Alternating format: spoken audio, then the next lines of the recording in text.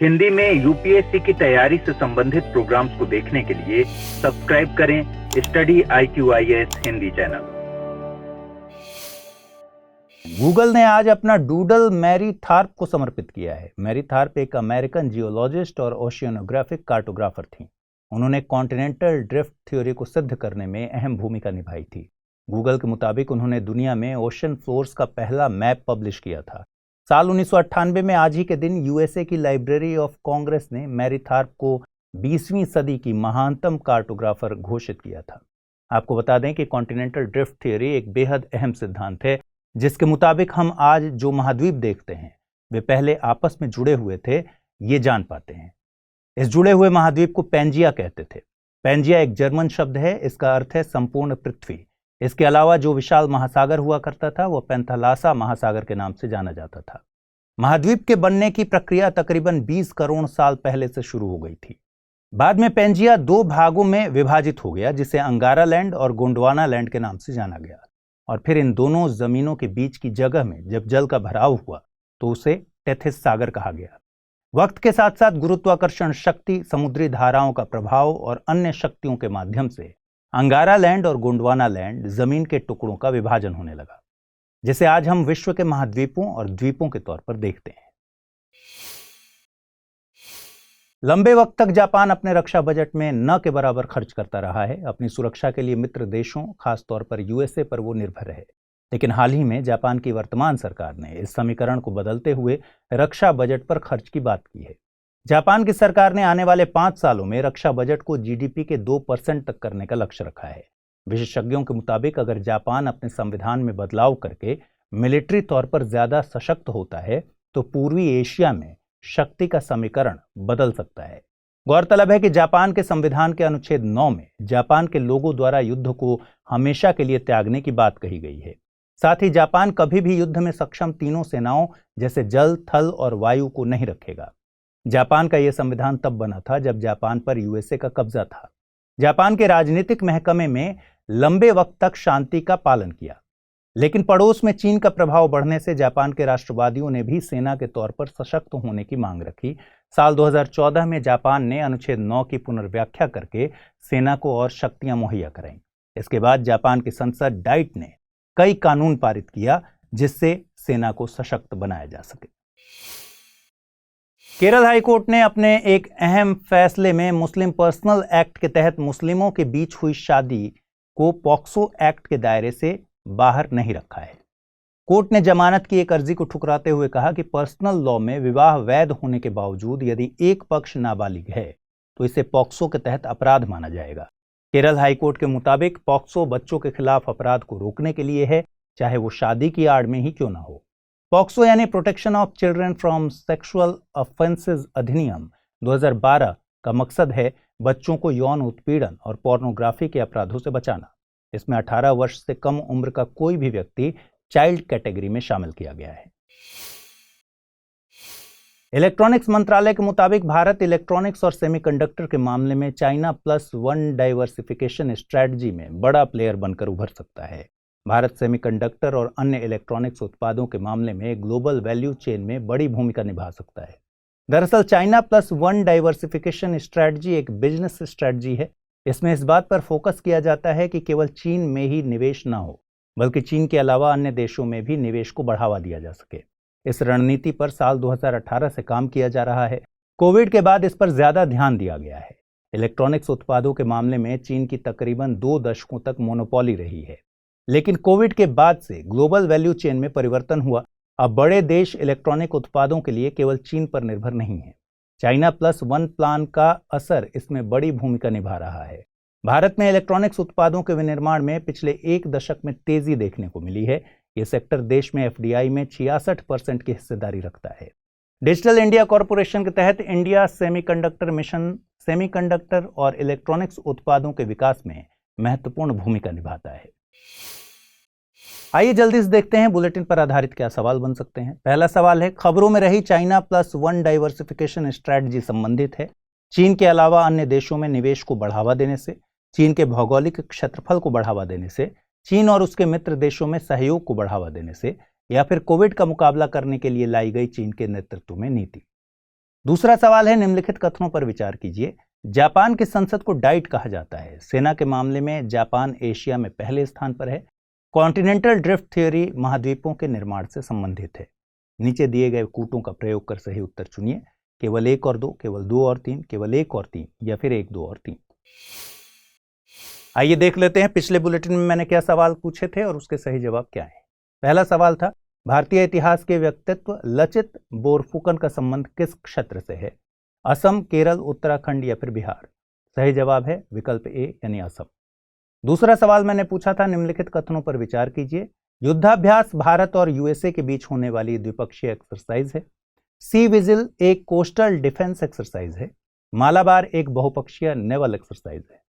नीचे दिए गए कूटों का प्रयोग कर सही उत्तर चुनिए। केवल 1 और 3, केवल 2 और 3, 1 और 2, 1, 2 और 3। इसका सही जवाब है विकल्प डी, तीनों कथन सही हैं। अंडमान और निकोबार द्वीप की ट्राइबल डेवलपमेंट काउंसिल ने निकोबारी होदी के जीआई टैग के लिए अप्लाई किया है। अंडमान निकोबार की तरफ से यह पहला उत्पाद है जिसके लिए जीआई टैग की मांग की गई है। होदी निकोबारी जनजाति का एक ट्रेडिशनल क्राफ्ट है। यह एक आउटरिगर कैनो टाइप की नाव है जिसे स्थानीय तौर पर मौजूद पेड़ों से बनाया जाता है। इसे बनाने का कौशल निकोबारी जनजाति ने अपने पूर्वजों से सीखा है। यह स्वदेशी ज्ञान से तैयार किया गया क्राफ्ट है। इसका प्रयोग लोगों और सामान को लाने ले जाने के लिए किया जाता है। वीपो यानी वर्ल्ड इंटेलेक्चुअल प्रॉपर्टी ऑर्गेनाइजेशन के मुताबिक जियोग्राफिकल इंडिकेशंस टैग एक प्रकार का लेबल होता है। इसमें किसी प्रोडक्ट को विशेष भौगोलिक पहचान दी जाती है। ऐसा प्रोडक्ट जिसकी विशेषता मुख्य रूप से प्रकृति और मानवीय कारकों पर निर्भर करती है। जीआई टैग अप्लाई करने वालों को यह बताना होता है कि उन्हें टैग क्यों दिया जाए। साथ ही प्रोडक्ट की यूनिकनेस के बारे में, उसके ऐतिहासिक विरासत के बारे में प्रूफ भी देना होता है। भारत में वाणिज्य मंत्रालय के तहत आने वाले department of industry promotion and internal trade की तरफ से जीआई टैग दिया जाता है। जीआई टैग के लिए geographical indications of goods registration and protection act 1999 काम करता है। इस खबर की अहमियत को समझने के लिए साल 2015 में यूपीएससी द्वारा पूछे गए सवाल पर गौर करिए। प्रश्न था, निम्नलिखित में से किसको या किनको जियोग्राफिकल इंडिकेशन की स्थिति प्रदान की गई है? बनारसी जरी और साड़ियाँ, राजस्थानी दाल बाटी और चूरमा, तिरुपति लड्डू।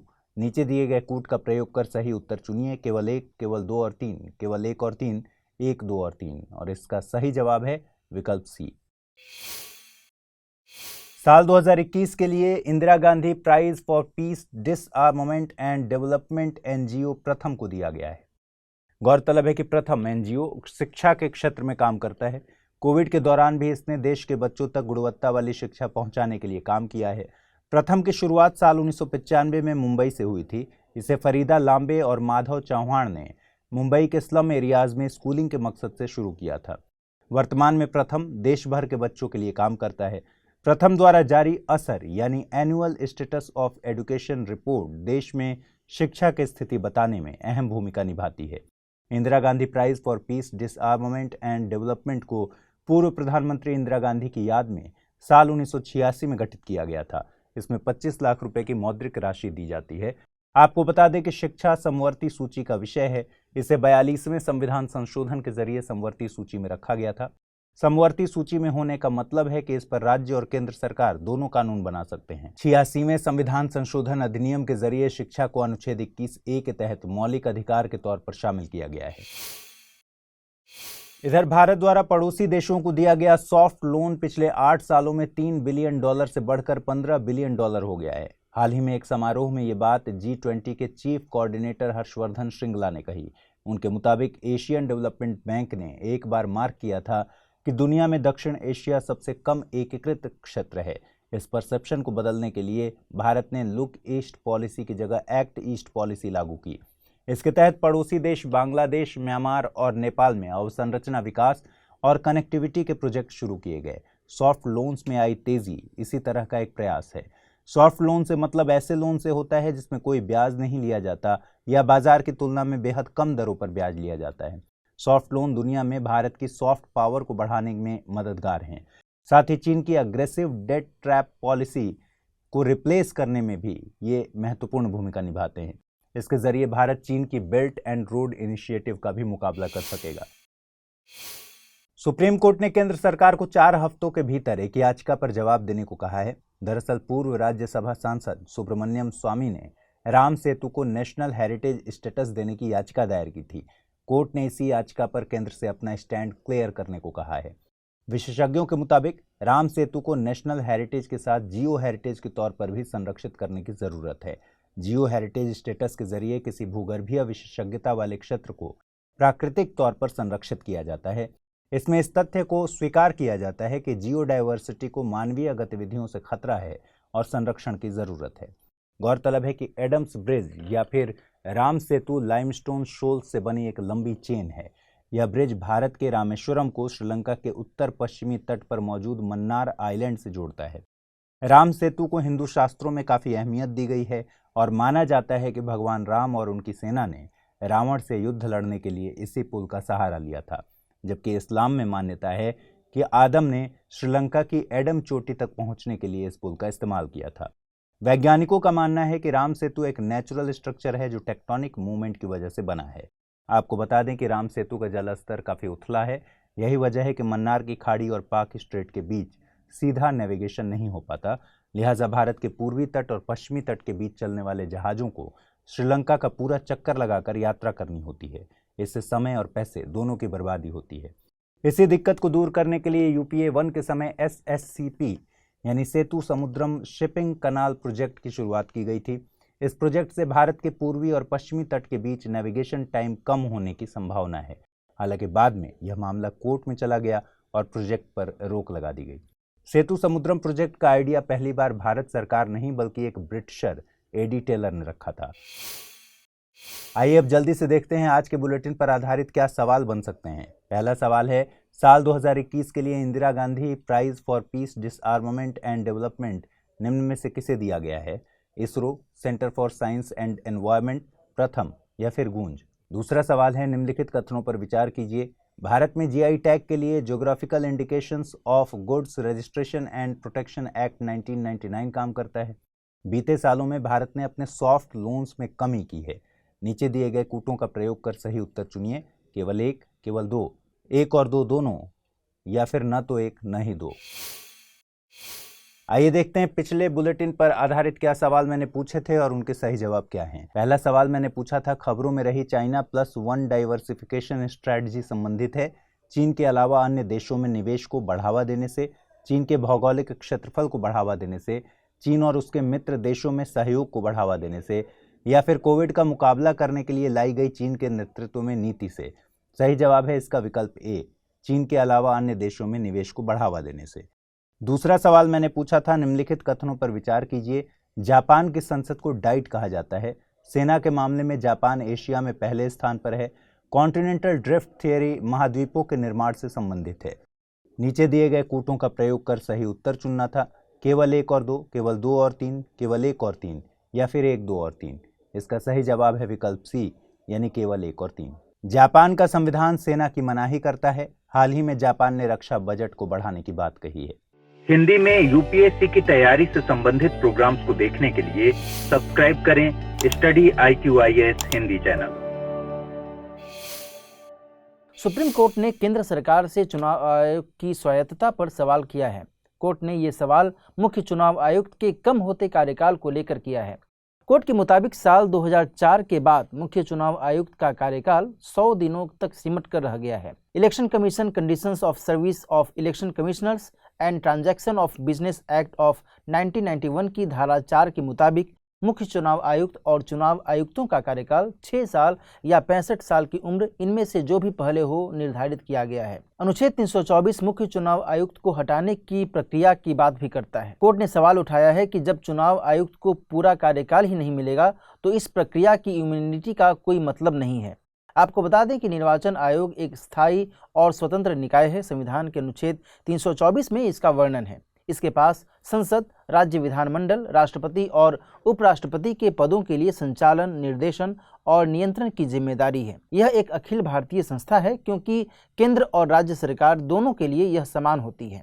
इसके कार्यों की बात करें तो निर्वाचन नामावली तैयार करना और मतदाताओं को पंजीकृत करना, निर्वाचन की तिथि और समय सारिणी निर्धारित करना और नामांकन पत्रों का परीक्षण करना इसके महत्वपूर्ण कार्य हैं। साथ ही राजनीतिक दलों को मान्यता प्रदान करना एवं निर्वाचन चिन्ह आवंटित करना भी इसके अहम कार्य माने जाते हैं। इसके अलावा राजनीतिक दलों को मान्यता प्रदान करने और चुनाव चिन्ह देने के मामले में हुए विवाद के समाधान के लिए न्यायालय की तरह काम करना भी चुनाव आयोग के कामों में शामिल है।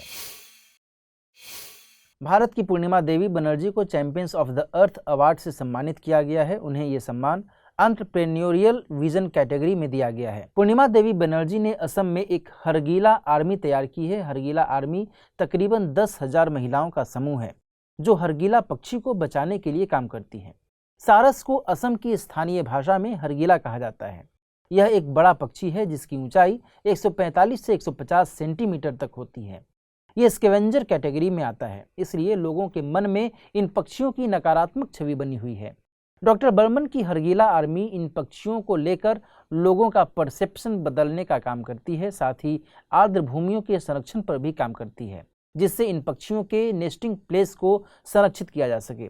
Champions of the earth award की बात करें तो यह यूनेप यानी यूनाइटेड नेशंस एनवायरनमेंट प्रोग्राम का पर्यावरण के क्षेत्र में सबसे बड़ा अवार्ड माना जाता है। इसे साल 2005 में गठित किया गया था। इसका मकसद पर्यावरण के क्षेत्र में संरक्षण के लिहाज से काम करने वाले व्यक्तियों, संस्थाओं आदि को सम्मानित करना है। भारतीय प्रधानमंत्री नरेंद्र मोदी को इस सम्मान से सम्मानित किया जा चुका है। ग्रामीण विकास मंत्रालय प्रोजेक्ट उन्नति के तहत राज्यों की परफॉर्मेंस से खुश नहीं है। मंत्रालय आने वाले बजट में राज्यों की इस योजना के तहत परफॉर्मेंस को लिंक करेगा। प्रोजेक्ट के तहत 2 लाख लोगों को ट्रेनिंग देने का लक्ष्य रखा गया था, लेकिन केवल 25,000 लोगों का टारगेट पूरा किया जा सका है। प्रोजेक्ट उन्नति को साल 2020 में लॉन्च किया गया था। इसे मनरेगा वर्कर्स में कौशल विकास के लिहाज से लॉन्च किया गया। इसका मकसद मनरेगा में काम करने वाले वर्कर्स को कोई स्किल सिखाकर उन्हें रोजगार हासिल करने में सक्षम बनाना है, जिससे वे अपनी आजीविका के लिए मनरेगा योजना पर निर्भर न रहें।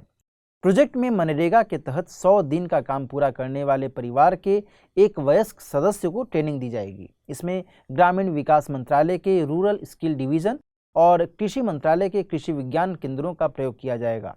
आपको बता दें कि मनरेगा के तहत एक वित्तीय वर्ष में हर ग्रामीण परिवार को न्यूनतम 100 दिनों का गारंटीड वेज एम्प्लॉयमेंट मुहैया कराया जाता है। ग्रामीण परिवार के वयस्क सदस्य अपनी इच्छा से अनस्किल्ड मैनुअल वर्क करने को राजी हों। मनरेगा के मुख्य मकसद हैं पंचायती राज संस्थानों को मजबूती प्रदान करना, सामाजिक समावेशन सुनिश्चित करना, गरीब परिवारों के लिए आजीविका के संसाधन मुहैया कराना। भारतीय संसद ने Mahatma Gandhi national rural employment guarantee act को 23 अगस्त 2005 को पारित किया था। यह एक्ट लागू हुआ था 2 फरवरी 2006 को। इस खबर की अहमियत समझने के लिए साल 2017 में यूपीएससी की IAS परीक्षा में पूछे गए सवाल पर गौर करते हैं। सवाल कुछ यूं था, पूर्व अधिगम की मान्यता यानी recognition of prior learning scheme का कभी कभी समाचारों में किस संदर्भ में उल्लेख किया जाता है? ए. निर्माण कार्य में लगे कर्मकारों के पारंपरिक मार्गों से अर्जित कौशल का प्रमाणन। बी. दूरस्थ शिक्षा कार्यक्रमों के लिए विश्वविद्यालयों में व्यक्तियों का नामांकन। सी. कुछ सार्वजनिक क्षेत्र के उपक्रमों में ग्रामीण और शहरी गरीबों के लिए कुछ कुशल नौकरियों का आरक्षण। या फिर डी. राष्ट्रीय कौशल विकास कार्यक्रम के तहत प्रशिक्षुओं के द्वारा अर्जित कौशल का प्रमाणन। सही जवाब है ऑप्शन ए। स्वास्थ्य मंत्रालय ने national suicide prevention strategy launch की है। ये देश में अपनी तरह का पहला प्रयास है। इसमें टाइम बाउंड एक्शन और बहुपक्षीय सहयोग पर चर्चा की गई है। इसमें साल 2030 तक आत्महत्या से होने वाली मौतों को 10% तक कम करने की बात की गई है। रणनीति के तहत 3 साल के भीतर आत्महत्या को रोकने के लिए प्रभावी निगरानी तंत्र स्थापित किया जाएगा। रणनीति में मानसिक स्वास्थ्य को भी एकीकृत करने की कोशिश की गई है। आने वाले सालों में सभी शिक्षण संस्थाओं में आत्महत्याओं को रोकने से जुड़ा कोर्स लागू किया जाएगा। भारत में हर साल आत्महत्या से तकरीबन 1 लाख से भी ज्यादा मौतें होती हैं। वहीं 15 से 29 साल के आयु वर्ग में आत्महत्या टॉप किलर है। आत्महत्या के प्रमुख कारणों में पारिवारिक समस्याएं और बीमारी शामिल हैं। आपको बता दें कि मध्य प्रदेश देश का पहला राज्य है जिसने सितंबर 2022 में आत्महत्या रोकथाम के लिए रणनीति का डॉक्यूमेंट तैयार करने की घोषणा की थी। बुलेटिन पर आधारित अब सवाल देख लेते हैं। पहला सवाल है, पूर्णिमा देवी बनर्जी संबंधित हैं लेखन से, पर्यावरण संरक्षण से, कला या फिर राजनीति से? और दूसरा सवाल है, हाल ही में जारी नेशनल सुसाइड प्रिवेंशन स्ट्रेटजी के संबंध में निम्नलिखित कथनों पर विचार कीजिए। पहला कथन है, यह देश में अपनी तरह का पहला प्रयास है।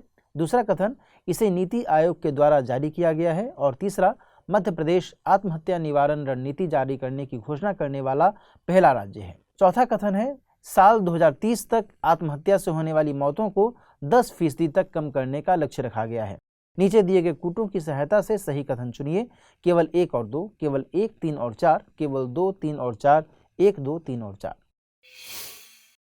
पिछले बुलेटिन पर आधारित प्रश्न ये था। पहला प्रश्न था, साल 2021 के लिए Indira Gandhi prize for peace, disarmament and development निम्न में से किसे दिया गया है? ISRO, centre for science and environment, Pratham या फिर गूंज? सही जवाब है ऑप्शन सी, प्रथम। दूसरा सवाल था, निम्नलिखित कथनों पर विचार कीजिए। कथन 1, भारत में जीआई टैग के लिए geographical indication of goods registration and protection act 1999 काम करता है। दूसरा कथन था, बीते सालों में भारत ने अपने सॉफ्ट लोन्स में कमी की है। नीचे दिए गए कूटों का प्रयोग कर सही उत्तर चुनिए। केवल 1, केवल 2, 1 और 2 दोनों, न तो 1 और न ही 2। इस प्रश्न का सही जवाब है ऑप्शन ए, यानी केवल पहला कथन सही है। भारत और यूएई खाद्य सुरक्षा के मुद्दे पर सहयोग के लिए साथ आ रहे हैं। दोनों देशों के बीच सहयोग I2E2 समूह के तहत किया जा रहा है। I2E2 से मतलब इंडिया, इजराइल, यूएई और यूएसए से है। I2E2 समूह का विचार साल 2021 में इन देशों के विदेश मंत्रियों की मुलाकात के दौरान किया गया था। इसे वेस्ट एशियन क्वाड भी कहा जा रहा है। जुलाई 2022 में इस समूह का पहला सम्मेलन वर्चुअली आयोजित किया गया। चारों देशों ने 6 मुख्य क्षेत्रों मसलन water, energy, transport, space, health and food security में निवेश पर सहमति जाहिर की। इससे मिडिल ईस्ट क्षेत्र में निवेश बढ़ेगा, जो कि रोजगार और आर्थिक समृद्धि को बढ़ावा देगा। आपको बता दें कि यूएन ने खाद्य सुरक्षा की परिभाषा दी है, जिसके मुताबिक सभी लोगों को हर समय पर्याप्त, सुरक्षित और पोषक भोजन तक पहुंच सुनिश्चित किया जाना चाहिए, जो कि एक एक्टिव और हेल्दी लाइफ मुहैया करा सके। सतत विकास लक्ष्य 2 भूख को मिटाने से ही संबंधित है। IPRD यानी इंडो पैसिफिक रीजनल डायलॉग का चौथा एडिशन नई दिल्ली में शुरू होगा। IPRD भारतीय नेवी की अंतर्राष्ट्रीय स्तर का सालाना कॉन्फ्रेंस है। इस साल की theme operationalising the Indo Pacific oceans initiative है। इस साल के लिए chief organiser national maritime foundation को बनाया गया है। इस कॉन्फ्रेंस का मकसद मैरीटाइम मुद्दों पर चर्चा करना और विचारों को साझा करना है। IPRD ट्रैक 1.5 डिप्लोमेसी टाइप का इवेंट है। ट्रैक 1.5 इवेंट में सरकारी और गैर सरकारी दोनों तरह के लोग शामिल होते हैं। इंडो पैसिफिक दरअसल क्या है, इसको हम विस्तार से समझते हैं। द डिप्लोमैट में छपे लेख के मुताबिक दुनिया के मानचित्र को समझने के 3 तरीके हो सकते हैं। पहला है भौगोलिक सीमांकन। इसमें सीमा का निर्धारण जमीन और पानी, पठार और प्रायद्वीप, समुद्र और महासागरों के जरिए किया जाता है। दूसरा तरीका है राजनीतिक सीमांकन। इसमें सीमाओं का निर्धारण महाद्वीपों और देशों, द्वीपों, टेरिटोरियल सीज, कॉन्टिनेंटल शेल्फ्स और एक्सक्लूसिव इकोनॉमिक जोन के जरिए किया जाता है। और तीसरा तरीका है कल्पना। इसमें मानसिक संकल्पना के जरिए पहले वाले दोनों तरीकों का प्रयोग किया जा सकता है। इंडो पैसिफिक एक ऐसी ही मानसिक संकल्पना है। इसमें हिंद महासागर और प्रशांत महासागर को जुड़े हुए क्षेत्र के तौर पर देखा जाता है। इसका विस्तार अफ्रीका के पश्चिमी तट से लेकर यूनाइटेड स्टेट्स के पश्चिमी तट तक है। हालांकि इस पर अभी विवाद है। इस खबर की अहमियत समझने के लिए साल 2015 में यूपीएससी की प्रारंभिक परीक्षा में पूछे गए प्रश्न पर गौर करते हैं। प्रश्न कुछ यूं था, क्षेत्रीय सहयोग के लिए हिंद महासागर रीम संघ से संबंधित निम्नलिखित कथनों पर विचार कीजिए। कथन 1, इसकी स्थापना हाल ही में समुद्री डकैती की घटनाओं और तेल अधिप्लाव की घटनाओं के प्रतिक्रिया स्वरूप की गई। दूसरा कथन है, यह एक ऐसी मैत्री है जो केवल समुद्री सुरक्षा हेतु है। उपरोक्त में से कौन सा या से कथन सही है या फिर है? केवल 1, केवल 2, 1 और 2 दोनों, न तो 1 और न ही 2। पाकिस्तान ने 100 भारतीय तीर्थयात्रियों को शादानी दरबार घूमने के लिए वीजा जारी किया है। ये तीर्थयात्री शिव अवतारी संत सादाराम साहिब की 314वीं जयंती के समारोह में शामिल होंगे। शादानी दरबार पाकिस्तान के सिंध प्रांत में स्थित है। साल 1974 के Pakistan India protocol on visits to religious shrines के तहत दोनों देशों के लोग सीमा के पार तीर्थस्थलों की यात्रा कर सकते हैं। इसके तहत तीर्थयात्री केवल समूह में यात्रा कर सकते हैं। हर साल इन समूहों की संख्या भी निर्धारित की जाती है। इस प्रोटोकॉल के तहत पाकिस्तान में 15 और भारत में 5 तीर्थस्थलों को कवर किया गया है। भारत में स्थित तीर्थस्थलों में अजमेर स्थित हजरत मुइनुद्दीन चिश्ती की दरगाह, दिल्ली स्थित हजरत निजामुद्दीन औलिया की दरगाह, दिल्ली स्थित हजरत अमीर खुसरो, पंजाब स्थित हजरत मुजाद्दिद अलफ सनी और हजरत ख्वाजा अलाउद्दीन अली सबीर शामिल हैं। शादानी दरबार को पाकिस्तान के सिंध प्रांत में सबसे बड़ा हिंदू मंदिर माना जाता है। संत सादाराम पाकिस्तान के लाहौर में अक्टूबर 1708 में लोहान खत्री परिवार में पैदा हुए थे। उन्हें भगवान राम के पुत्र लव का वंशज और भगवान शिव का अवतार माना जाता है। संत शादाराम साहिब के बाद शादानी दरबार ने 8 अन्य गद्दी सर देखे हैं। वर्तमान में 9वें गद्दी सर डॉक्टर युधिष्ठिर लाल हैं। गद्दी सर वाले व्यक्ति के पास कई आध्यात्मिक शक्तियां होती हैं। 5वीं गद्दी सर एक महिला माता साहिब हस्सी देवी थी। साइट्स यानी convention on international trade in endangered species of wild fauna and flora की 19वीं मीटिंग पनामा सिटी में आयोजित की गई। इस दौरान भारत ने फ्रेश वाटर टर्टल बतागूर कछुआ को साइट्स की सूची में शामिल करने की बात कही है। मीटिंग में भारत द्वारा कछुओं के संरक्षण के लिए किए गए प्रयासों को सराहा गया। भारत ने कछुओं के संरक्षण के लिए टर्टल शील्ड नाम का अभियान चलाया है। साइट्स की मीटिंग को वर्ल्ड वाइल्ड लाइफ कॉन्फ्रेंस के नाम से भी जाना जाता है। साइट्स एक अंतर्राष्ट्रीय समझौता है। इसमें 184 देश पक्षकार हैं। पक्षकार देशों पर यह लीगली बाइंडिंग होता है, हालांकि यह राष्ट्रीय कानूनों की जगह नहीं लेता। साइट्स में पक्षकार देशों को एक फ्रेमवर्क मुहैया कराया जाता है जिससे वे राष्ट्रीय स्तर पर कानून बनाकर लागू कर सकें। इसका मुख्यालय स्विट्जरलैंड के जेनेवा में है। आज के बुलेटिन पर आधारित सवाल देख लेते हैं। पहला सवाल है, खबरों में रहा शादानी दरबार कहाँ स्थित है? पाकिस्तान, भारत, नेपाल या फिर अफगानिस्तान? दूसरा सवाल है, निम्नलिखित कथनों पर विचार कीजिए। कथन 1, Indo Pacific regional dialogue IPRD भारतीय नेवी द्वारा आयोजित किया जाता है। दूसरा कथन है, IPRD की साल 2022 की theme operationalising the Indo Pacific oceans initiative रखी गई है। तीसरा कथन, सतत विकास लक्ष्य 2 गरीबी मिटाने से संबंधित है। नीचे दिए गए कूटों का प्रयोग कर सही उत्तर चुनिए। केवल 1 और 2, केवल 1 और 3, केवल 2 और 3 या फिर 1, 2 और 3। पिछले बुलेटिन पर आधारित सवाल कुछ इस प्रकार था। पहला सवाल था, पूर्णिमा देवी बनर्जी संबंधित हैं लेखन, पर्यावरण संरक्षण, कला या फिर राजनीति? इसका सही जवाब है ऑप्शन बी, यानी कि पूर्णिमा देवी बनर्जी पर्यावरण संरक्षण से संबंधित हैं। दूसरा सवाल था, हाल ही में जारी नेशनल सुसाइड प्रिवेंशन स्ट्रेटजी के संबंध में निम्नलिखित कथनों पर विचार कीजिए। कथन 1, ये देश में अपनी तरह का पहला प्रयास है। कथन 2, इसे नीति आयोग के द्वारा जारी किया गया है।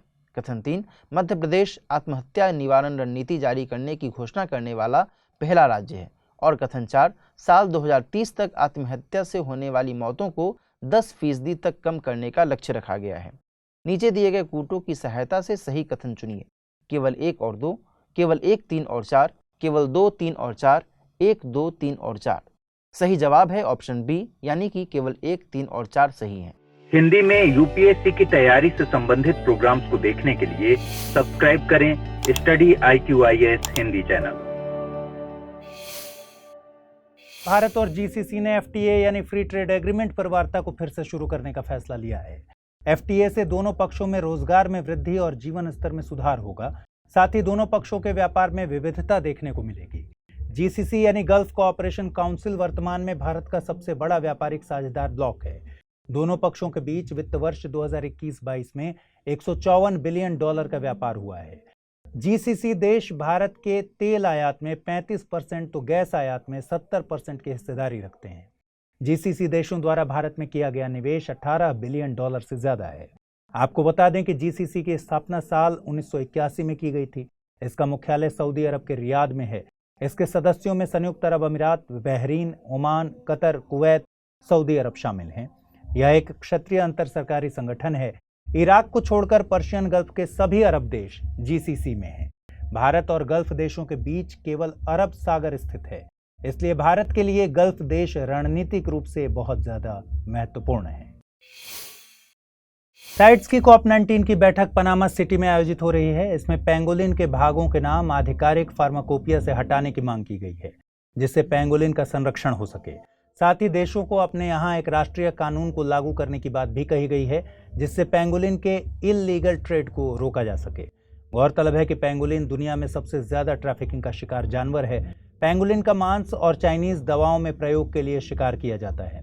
इसके अलावा इसके स्किन का प्रयोग बैग्स, बेल्ट और शूज बनाने में भी किया जाता है। पेंगुलिन स्केली स्किल्ड मैमल्स हैं। ये चींटियां और दीमक खाते हैं। पेंगुलिन को साइट्स की अपेंडिक्स 1 में शामिल किया गया है। दुनिया में पेंगुलिन की 8 प्रजातियां पाई जाती हैं। इनमें से इंडियन पेंगुलिन और चाइनीज पेंगुलिन भारत में पाई जाती हैं। ये दोनों प्रजातियां भारतीय वन्य जीव संरक्षण अधिनियम 1972 की अनुसूची 1 में दर्ज हैं। साल 2022 में मोहनजोदड़ो की खोज के 100 साल पूरे हो रहे हैं। सिंधु घाटी सभ्यता के शहर मोहनजोदड़ो की खोज साल 1922 में राखलदास बनर्जी के द्वारा की गई थी। मोहनजोदड़ो का अर्थ होता है मृतकों का टीला। यह प्राचीन सिंधु घाटी सभ्यता के प्रमुख केंद्रों में से एक है।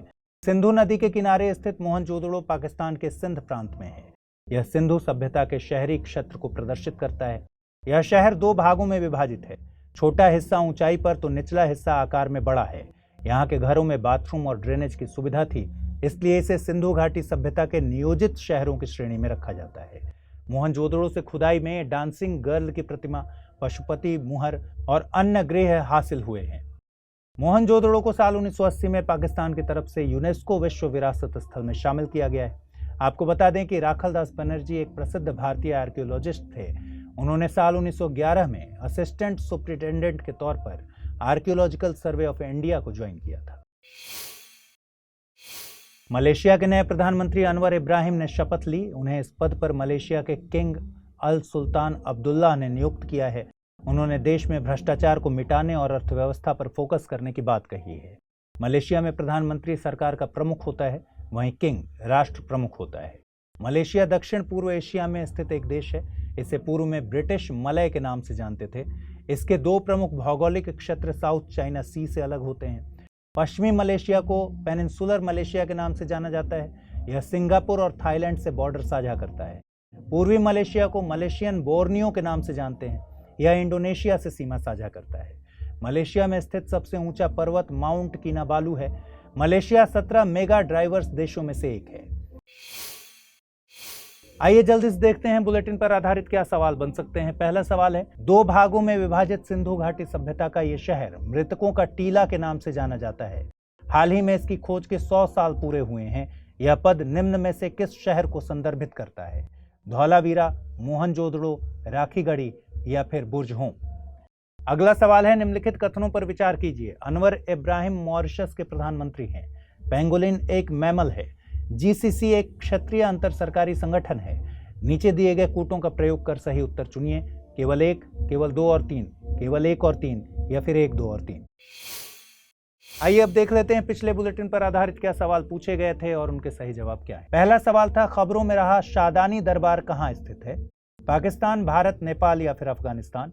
सही जवाब है ऑप्शन ए, पाकिस्तान। अगला सवाल था, निम्नलिखित कथनों पर विचार कीजिए। Indo Pacific regional dialogue IPRD भारतीय नेवी द्वारा आयोजित किया जाता है। IPRD की साल 2022 की theme operationalising the Indo Pacific oceans initiatives रखी गई है। सतत विकास लक्ष्य 2 गरीबी मिटाने से संबंधित है।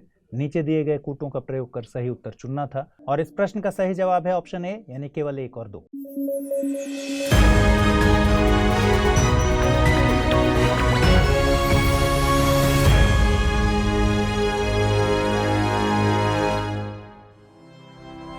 स्टडी IQ IAS, अब तैयारी हुई अफोर्डेबल।